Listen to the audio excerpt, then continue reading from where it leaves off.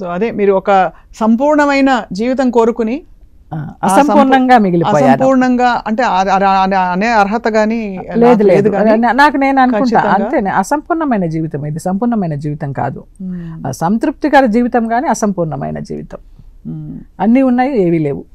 ఇప్పుడు ప్రస్తుతం అంటే మీకు దగ్గర వాళ్ళు అంటూ ఎవరు లేరు? వీళ్ళే నా ఆత్మీయులందరూ, వీళ్ళే. నేను పనిచేసే నా కో ఆర్టిస్టులు, నా బిడ్డలు అందరూ చాలా మంది జయమ్మ అంటారు, అక్క అంటారు, వదిన అంటారు.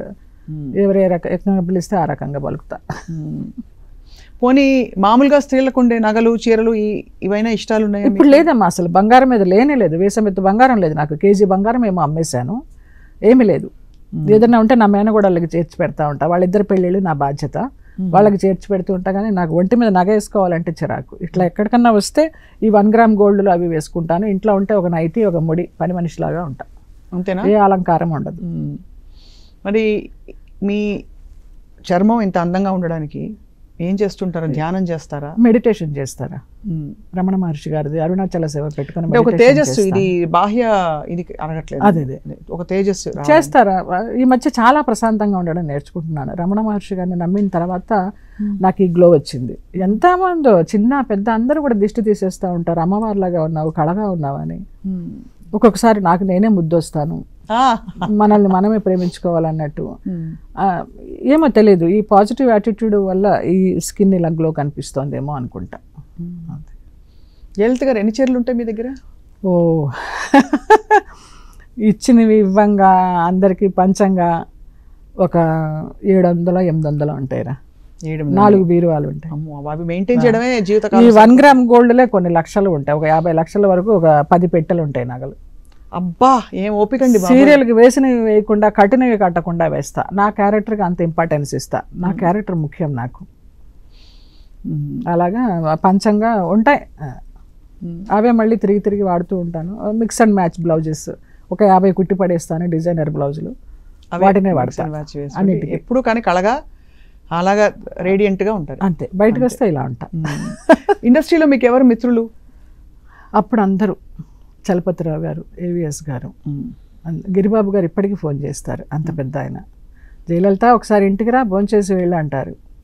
రామానాయుడు గారు ఉన్న కాలంలో, జయమ్మ ఉన్నాయా నీకు, సినిమాలు ఉన్నాయా, లేవా, డబ్బు కావాలా, ఆఫీస్కి రా, ఒక కాఫీ తాగి తీసుకెళ్ళు అనేవారు. అంత ఆత్మీయంగా ఉండేవారు. అయ్యో అస్సలు రామానాయుడు గారికి ఎంత ఇష్టమో. నాన్నగారు చాలా ఫ్రెండు. పెద్ద వంశీ గారు మాట్లాడుతూ ఉంటారు. ఆయన నన్ను ఇంట్లో పాపాయ్ అని పిలుస్తారు, ఆయన నన్ను పాపాయ్ అని అంటారు. నన్ను వేషం కోసం తీసుకువెళ్తే ఆలాపన టైంలో నాన్నకి వేషం ఇచ్చారు. ఆ గడ్డం అదంతా చూసి, మీ అమ్మాయి బాగా నాకు, నువ్వు బాగున్నావు, భానుప్రియకి డాన్స్ మాస్టర్గా చెయ్యి అనేసి. వాళ్ళిద్దరు మంచి ఫ్రెండ్స్. ఇంకా తర్వాత April 1 విడుదల నుంచి ఆయనకి కంటిన్యూస్గా అసలు చాలా నచ్చుతా. పాపాయ్ అంటారు. ఆయన్ని వాళ్ళ అమ్మ అబ్బు అని పిలిచేది, నేను అబ్బు అనే పిలుస్తాను. అంత అనుబంధం ఉంది. రీసెంట్గా ఆవిడ లక్ష్మక్క పోయారు, వంశీ గారి వైఫ్. కిడ్నీ ఫెయిల్ అయ్యి రేపు నవంబర్కో ఏమో 1 year అవుతుంది. అయ్యో, చాలా. ఆయన కూడా చాలా మనసు, చాలా బోళా మనిషి. ఏది ఉంటే అది మాట్లాడేస్తుంటారు. చాలా మందికి నచ్చరు. ఆయనతో జర్నీ చేసిన వాళ్ళకి నచ్చుతారు, కొత్త వాళ్ళకి ఏంటినా అనేసి నచ్చరు. శరత్ బాబు గారితో మీ స్నేహం చాలా, ఇంతవరకు ఎక్కడా చెప్పలేదు. ఆయనతో చాలా యాత్రలు చేశాను నేను. ఆయనతో కూర్చున్నప్పుడు నాకు బాగుండేది.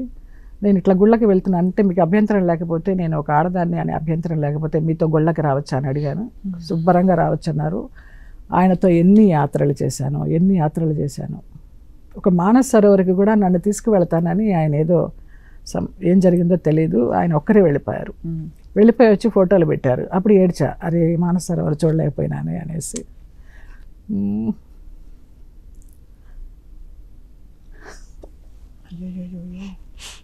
బంగారు తల్లి, మీకు ఏడుపు తెప్పించేసామండి. తనందరూ తిడుతున్నారు ఇంటర్వ్యూలో, ఏడవకు నువ్వు అసలు మేమందరూ ఉన్నామని. కానీ ఒక్కొక్కసారి వచ్చేస్తుంది. తల్లి ప్లీజ్. అయ్యో, అప్పుడు ఆయన హాస్పిటల్లో ఉన్నప్పుడు 2 నెలలు బెంగళూరులో ఉన్నారు, 2 నెలలు ఏజీలో ఉన్నారు. ఎప్పుడు వెళ్ళేదాన్ని బాబా అని. అసలు సురహలో ఉండేవారు కాదు. 72 సంవత్సరాలు అంత ఆరోగ్యంగా ఉన్న మనిషి ఒక్కసారి తెలియకుండా చాలా ఎలాగైపోయినారని చాలా కడుపులోంచి దుఃఖం వచ్చేస్తుంది. ఇంకా తన చావు చూసిన తర్వాత కూడా మనమే ఉందిలే, మన జీవితం ఏముందిలే, అంత డిసిప్లిన్గా అంత కొండలు గుట్టలు ఎట్లా ఎక్కేవారో తెలుసా. నేను గుర్రం మీద డోలీలో వెళ్తుంటే నేను వెళ్ళిన 10 నిమిషాలకు ఆయన వచ్చేసేవారు నడిచి. వైష్ణవిదేవి కానీ, అమర్నాథ్ కానీ, కేదార్నాథ్ కానీ నేను చాలా యాత్రలు చేశాను. ఆయన భగవంతుడు నాకు ఒక గైడ్ లాగా పంపించాడు అనుకుంటా.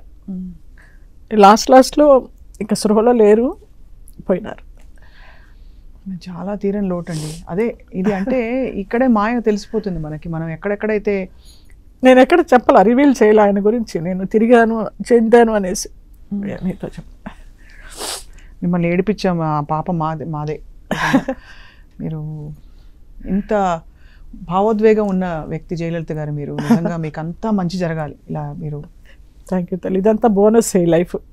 ఈ అంతిమ దశ బాగుంటే చాలు. ఈ అంతిమ దశ కాదు, ఇంకా మీకు బోల్డ్ అంతా ఇంకా బ్రైట్ బ్యూటిఫుల్ ఫ్యూచర్ ఇంకా చాలా ఉన్నాయి. ఎప్పుడు ఏం జరుగుతుందో చెప్పలేం కాబట్టి జయలలిత గారు. సో